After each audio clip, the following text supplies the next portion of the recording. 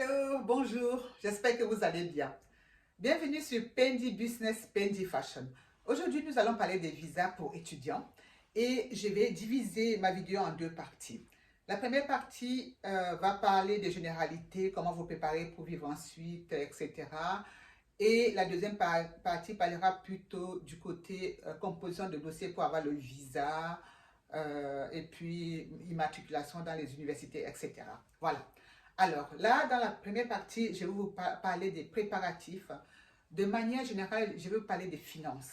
Comme vous le savez, les études coûtent cher un peu partout, que ce soit en Afrique, en Amérique ou aux États-Unis ou ici, les études coûtent cher. Ce n'est pas donné à tout le monde d'étudier.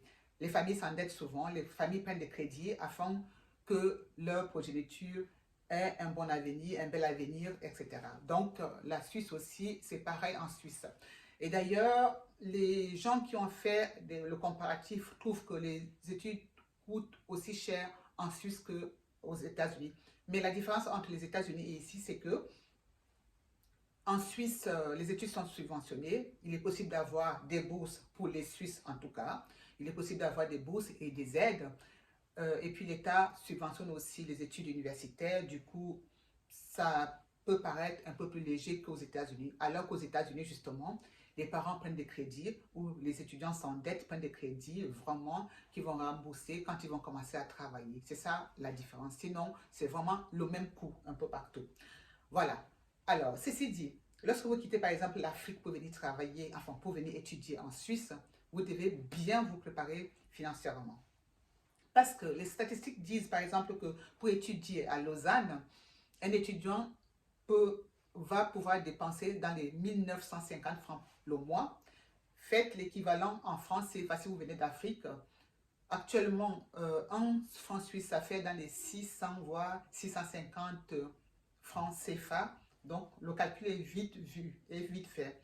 On va atteindre des millions pour un étudiant qui va venir étudier ici. En fait, il va devoir payer ses études en millions de francs CFA. Donc, il faut vraiment être conscient de ça. Voilà. Alors, l'une des choses qui fait aussi de penser, c'est le loyer, le logement. Il est très important que vous sachiez que les logements sont extrêmement chers en ville de Genève et Lausanne également. Donc, selon le choix que vous ferez, moi, je vous conseille de choisir les villes peut-être comme Neuchâtel, comme Fribourg, Lausanne, oui, c'est possible et tout ça. Parce que Genève, c'est vraiment trop cher. Même si à Genève, il y a des cités universitaires, hein, il y a des foyers aussi pour étudiants, etc. Il y a des structures pour les universitaires, pour les jeunes étudiants qui viennent de l'étranger. Il y a des structures. Mais faites quand même attention parce que tout ça aussi, ça peut vraiment changer tout. Ça a de l'impact dans votre budget. D'autres dépenses qui vont s'ajouter, c'est l'assurance maladie. Comme vous, comme vous le savez, si vous ne le savez pas, je vais vous expliquer. En Suisse, en tout cas, chaque être humain qui arrive en Suisse doit être assuré. L'assurance maladie et accident est obligatoire. Donc, vous devez souscrire à une assurance et choisissez en général la moins chère, hein. Je pense que de toute façon, vous serez guidé, hein, par vos amis ou par l'université afin de choisir votre assureur. Il y a aussi l'assurance responsabilité civile que vous devez choisir. Ça consiste à vous couvrir si vous cassez quelque chose, si sur la route vous avez un accident par exemple, ou vous abîmez quelque chose, ou alors vous habitez dans un appartement et puis il y a de l'eau, il y a de l'eau, il y a beaucoup d'eau, ou alors il y a un incendie. Ça doit pouvoir couvrir les frais liés à cet incident-là. Voilà, ça c'est des choses qui sont obligatoires en Suisse.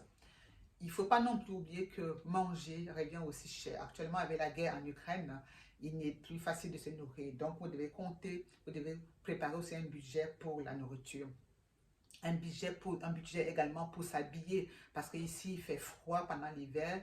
Vous devez acheter les manteaux, les bottes, les pulls et tout ça. Du coup, si vous venez d'un pays chaud, ça va être difficile. Ça va être euh, vraiment ça va avoir de l'impact dans votre budget. Donc, préparez aussi le budget habillement.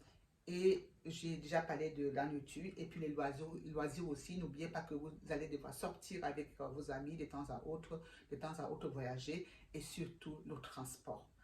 Le transport est aussi impactant parce que ça dépend où vous allez habiter. Vous allez devoir payer par mois le transport. Si vous prenez le bus ou le train pour vous rendre à l'université et tout ça coûte de l'argent. Ce n'est pas parfois donné. Donc, vraiment penser à tout ça. Ce n'est pas évident.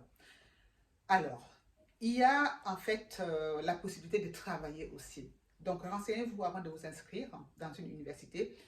Renseignez-vous pour savoir si vous aurez le droit de travailler pendant le premier trimestre, en fait, le premier semestre ou pas.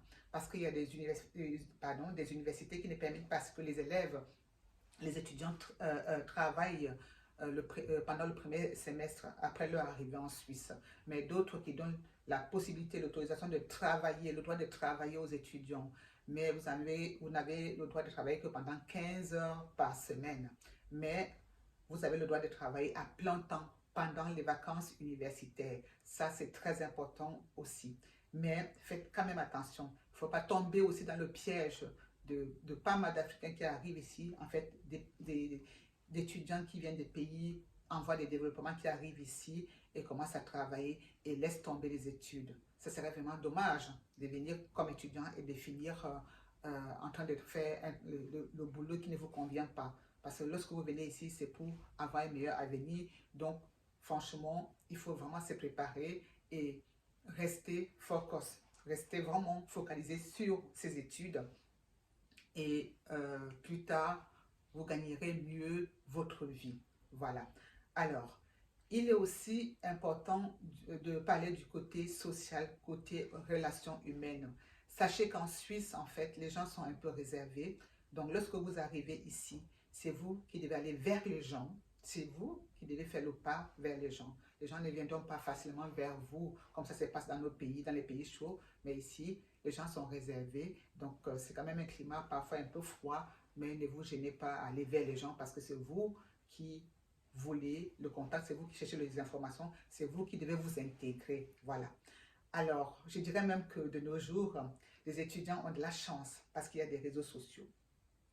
Parce que dans les années 80-90, les étudiants africains qui arrivaient ici avaient beaucoup plus de peine parce qu'il n'y avait pas de réseaux sociaux. Donc, lorsque la maman, on voulait parler avec la maman ou les parents ou les amis qui sont restés dans nos pays, c'était difficile. Aujourd'hui, avec Facebook, WhatsApp et tout ce que vous savez, c'est vraiment un plus, quoi. C'est vraiment avantageux de pouvoir aller étudier à l'étranger parce que vous n'allez pas couper le cordon parce que grâce aux réseaux sociaux, vous pouvez toujours contacter vos parents, vos amis lorsque vous ne vous sentez pas bien. C'est un plus, quoi. C'est vraiment génial. Donc, voilà. Alors, lors de ma prochaine vidéo, on va s'attaquer, on va parler en fait des dossiers.